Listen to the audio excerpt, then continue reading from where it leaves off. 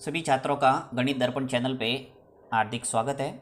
आज का जो वीडियो है वो उन छात्रों के लिए ज़्यादा इम्पोर्टेंट है जो 10वीं पास करके 11th के अंदर एडमिशन लेने वाले हैं, क्योंकि 11th के अंदर जैसे ही आप पहुंचते हैं तो आपके सामने 3 फैकल्टी होती है, आर्ट्स, कॉमर्स और साइंस। अब कौन सी फैकल्टी आपके लिए सबसे उचित है वो आपको चुनाव करना है। यानी किसी आर्ट्स में, साइंस में और कॉमर्स में क्या क्या कैरियर के अवसर मौजूद हैं, साथ ही साइंस के अंदर साइंस मैथ्स या साइंस बायो। तो आज मैं इस वीडियो के अंदर आपको साइंस मैथ्स के अंदर क्या क्या कैरियर के अवसर मौजूद है उसके बारे में पूरी जानकारी देने वाला हूँ। तो चलिए शुरू करते हैं।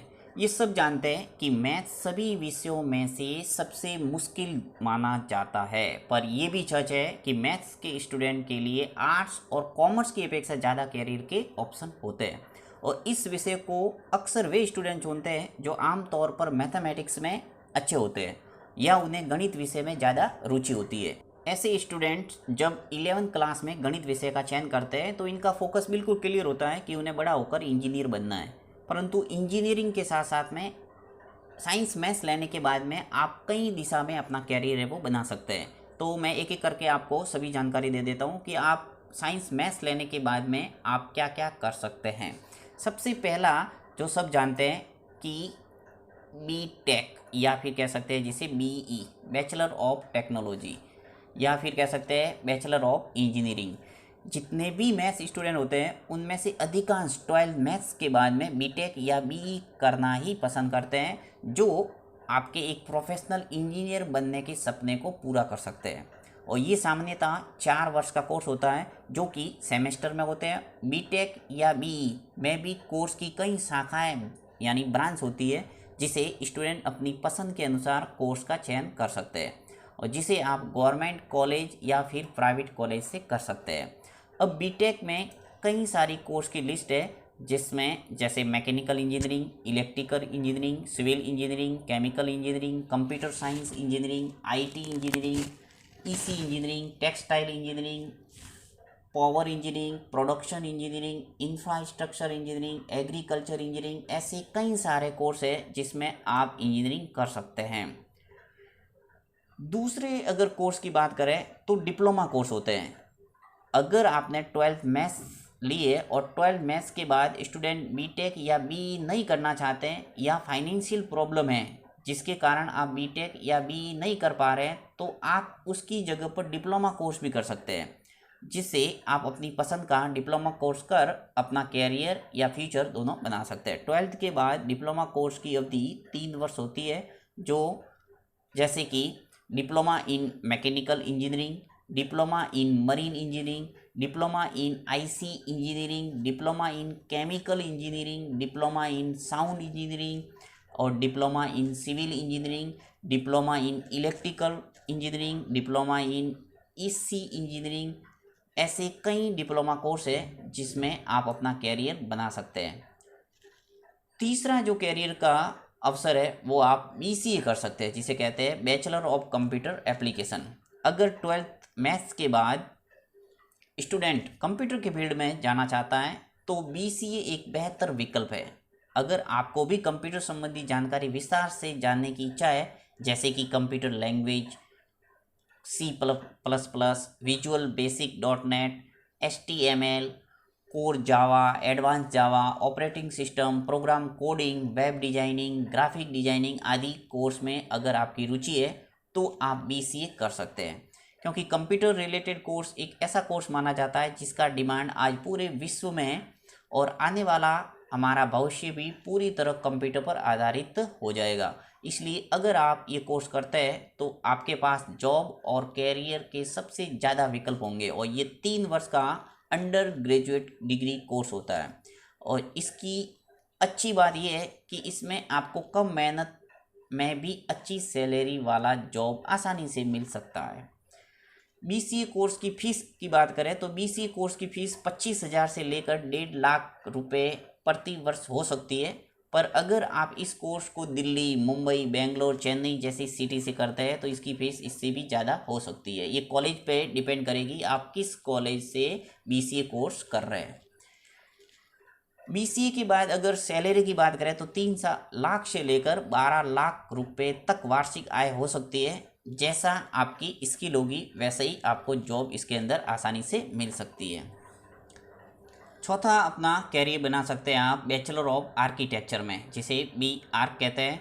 और 12th मैथ्स के बाद में अगर आप में क्रिएटिव ड्राइंग स्किल है या आपको ड्राइंग या डिजाइनिंग का शौक़ है तो ये कोर्स आपके बड़ा काम आने वाला है। BArch में स्टूडेंट को मुख्य रूप से डिजाइनिंग से संबंधित विषयों के बारे में सिखाया जाता है, जैसे किसी भी अपार्टमेंट बिल्डिंग, मॉल, हॉस्पिटल, घर, कॉरपोरेट बिल्डिंग इत्यादि की रूपरेखा तैयार करना इनका मुख्य कार्य होता है। दुनिया में जितनी भी सुंदर इमारतें, होटल, हॉस्पिटल या फिर किसी प्रकार का मास्टरपीस डिजाइनिंग है तो वह सभी आर्किटेक्चर द्वारा तैयार किया हुआ होता है। और ये 5 वर्ष ग्रेजुएट डिग्री कोर्स होता है जिसे आप प्राइवेट और गवर्नमेंट कॉलेज से कर सकते हैं। बैचलर ऑफ आर्किटेक्चर की जो फीस है वो लगभग 1.5 लाख रुपए से लेकर 6 लाख रुपए प्रतिवर्ष हो सकती है। पर अगर आप इस कोर्स को दिल्ली, मुंबई, बेंगलोर, चेन्नई जैसी सिटी से करते हैं तो इसकी फ़ीस इससे भी ज़्यादा हो सकती है और ये कॉलेज और शहर पर डिपेंड करता है। Salary after bachelor of architecture अगर बात करें तो बैचलर ऑफ आर्किटेक्चर के बाद में आपको सैलरी 3 लाख से लेकर 20 लाख रुपए तक वार्षिक आय हो सकती है, जो आपके काम और अनुभव पर डिपेंड करता है। एक आप BSc कंप्यूटर साइंस में अपना कैरियर बना सकते हैं और ये कंप्यूटर के प्रति दिलचस्पी रखने वाले स्टूडेंट के लिए सबसे बेहतर कोर्स माना जाता है और जिसको करने के बाद आपको जॉब की कमी कभी नहीं होने वाली, बशर्ते आप थ्योरेटिकल जानकारी की जगह प्रैक्टिकल नॉलेज पर ज़्यादा ध्यान दें। इस BSc कंप्यूटर साइंस कोर्स में स्टूडेंट को computer language, database management, web designing, graphic designing, app development, computer hardware and networking, game development आदि के बारे में सीखने की जानकारी मिलती है। ये 3 वर्ष का अंडर ग्रेजुएट डिग्री कोर्स होता है और जिसे आप प्राइवेट और गवर्नमेंट किसी भी कॉलेज से कर सकते हैं। अगर आप BSc कंप्यूटर साइंस कोर्स करते हैं तो आप MSc कंप्यूटर साइंस भी जरूर कर ले। इससे आपको देश के साथ में विदेश में भी जॉब की सुनहरे अवसर मिलने की ज़्यादा संभावना होती है। BSc कंप्यूटर साइंस कोर्स की अगर फ़ीस की बात करें तो इसकी नॉर्मल फ़ीस होती है। कोर्स की फ़ीस 50,000 रुपये से लेकर 2 लाख रुपए प्रतिवर्ष तक हो सकती है और ये भी कॉलेज और शहर पर डिपेंड करता है। यदि आपने BSc कंप्यूटर साइंस में की है तो आपको 3 लाख से लेकर 15 लाख रुपए तक वार्षिक आय हो सकती है, जो आपके काम, अनुभव और पोस्ट पर निर्भर करती है। नेक्स्ट अगर बात करें कैरियर के अवसर की साइंस मैथ्स के साथ में तो वो है BSc bachelor of science with PCM physics, chemistry और मैथमेटिक्स।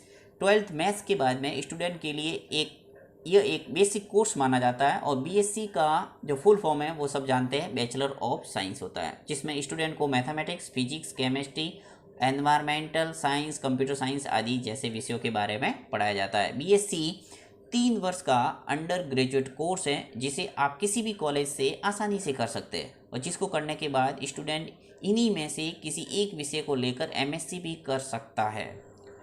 BSc में अगर कोर्स की फ़ीस की बात करें तो BSc की फ़ीस सभी कॉलेज में अलग अलग हो सकती है। अगर आप सरकारी कॉलेज से BSc करते हैं तो इसकी फ़ीस 6,000 से लगाकर 12,000 तक हो सकती है।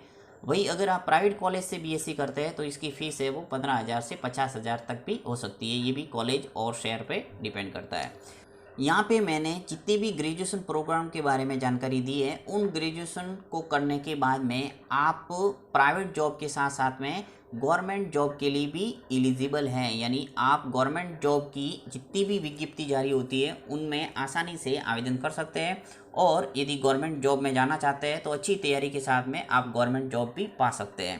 तो अंत में आपको ये कहना चाहूँगा कि यदि आपने साइंस मैथ्स 11th के अंदर ली है तो आपके सामने कई कैरियर के अवसर मौजूद हैं। साथ ही यदि साइंस मैथ्स लिए और भविष्य में आप इस सब्जेक्ट को बदल कर आर्ट्स में या कॉमर्स में जाना चाहते हैं तो आसानी से जा सकते हैं, परंतु यदि आर्ट्स ले लिए तो आप यदि साइंस में वापस आना चाहते हैं तो नहीं आ सकते और न ही कॉमर्स से साइंस में आ सकते हैं। सिर्फ साइंस का स्टूडेंट ही कॉमर्स में और आर्ट्स में जा सकता है। इस बात की भी आपको जानकारी होनी चाहिए और इसके बारे में मैंने डिटेल जानकारी वाला एक वीडियो बनाया हुआ है और उस वीडियो को भी आप देख के सभी सब्जेक्ट के बारे में जानकारी ले सकते हैं कि 11th के अंदर कौन कौन से सब्जेक्ट होते हैं, आर्ट्स में कौन कौन से सब्जेक्ट होते हैं, साइंस में कौन से होते हैं, कॉमर्स में कौन से होते हैं। तो आप अपने भविष्य में सब्जेक्ट का चुनाव करने से पहले इस वीडियो को ज़रूर देखना, क्योंकि आप कोर्स का चुनाव करने के बाद में कहीं आपको बाद में पश्चाताप ना करना पड़े कि आपने जो सब्जेक्ट लिया है वो आपके लिए सही नहीं है। कहना चाहूँगा कि यदि आप साइंस मैथ्स में अच्छे हैं, यानी कि मैथ्स में आपकी पकड़ है, गणित आपकी अच्छी है, तो साइंस मैथ्स का चुनाव ज़रूर करना चाहिए, क्योंकि साइंस मैथ्स वाला स्टूडेंट के लिए कई सारे कैरियर के अवसर मौजूद है और उसके लिए सभी रास्ते हैं वो खुले हैं। आप आर्ट्स के जितने भी कोर्स हैं, आर्ट्स के अंदर जितने भी कैरियर के अवसर है, उन सभी का फ़ायदा उठा सकते हैं। यानी आर्ट्स में जो कैरियर है वो तो आपके लिए है ही है, साथ में साइंस मैथ्स के अलग से जो क्षेत्र है उसका चुनाव करके आप अपना भविष्य बना सकते हैं। तो ये थी साइंस मैथ्स के बाद में कैरियर के अवसर के बारे में मोटी मोटी जानकारी।